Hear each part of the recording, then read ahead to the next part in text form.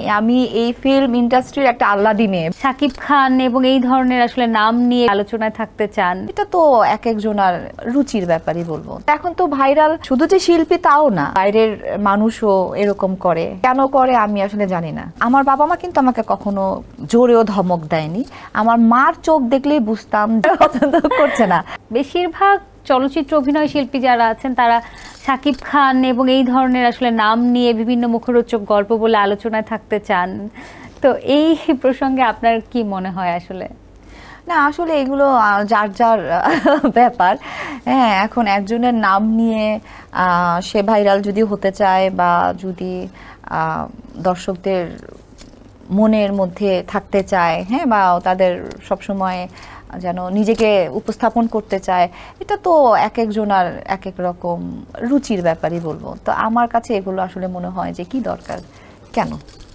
এবং ভাইরাল হওয়ার যে একটা প্রবণতা এখন দেখতে পাই আমরা, অলমোস্ট আসলে অনেকের মধ্যেই এই প্রবণতা দেখা যায়। হ্যাঁ, তো আপনার নিজের কাছে কখনো এই বিষয়টা টেনেছে কিনা যে আমি একটু যদি এরকম একটা কথা বলি আমি হয়তো ভাইরাল হয়ে যাব?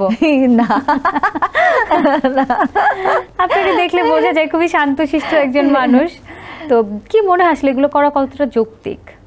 আমি আসলে বুঝি না যে কেন। হ্যাঁ, এইটাতে এখন তো ভাইরাল শুধু মানে অনেক শিল্পী আছে যে এরকম করে, শুধু যে শিল্পী তাও না, মানে এমনিও নর্মালও আমি দেখি যে বাইরের মানুষও এরকম করে। হ্যাঁ, কি জানি কেন করে আমি আসলে জানি না।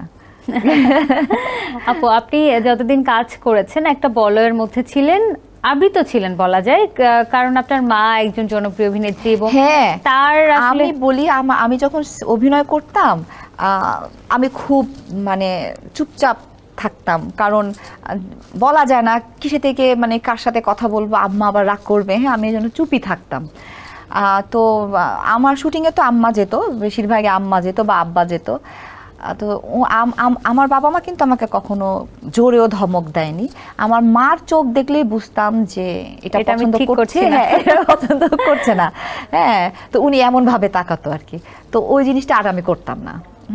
তো এরকম ভাবে আমি কাজ করেছি। এবং যারা আসলে সেটে যারা কাজ করতেন তারা তো পূর্ব পরিচিত, মায়ের সঙ্গে আগে কাজ করেছেন, তো তারাও আদর ওভাবেই করতেন। হ্যাঁ হ্যাঁ, আমাকে সবাই এখানে খুব আদরে, আমি খুব আহ্লাদি, মানে আমি এই ফিল্ম ইন্ডাস্ট্রির একটা আহ্লাদি মেয়ে বলবো। সবাই আমাকে মানে খুব আদর করতেন এবং আম্মাকে তো সবাই আনুদি আনুদি ডাকেন।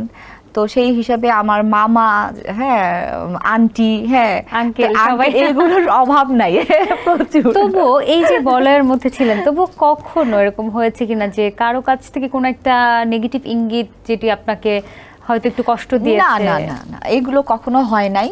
আমি যাদের সম্পর্কে শুনি যে এই নায়কটা এই রকম ওই রকম, হ্যাঁ, তার সাথেও হয়তো আমি কথা বলেছি, দেখা হয়েছে, আমি কখনো দেখি নাই যে আসলে মানুষটা এরকম সেরকম। আমার কাছে ভদ্রই মনে হয়, ভালোভাবেই তো আমার সাথে কথা বলে। এখন অন্যদের সাথে কেন এরকম আমি জানি না, বাট আমার সাথে তো ভালো মতোই কথা বলে সবাই। আচ্ছা।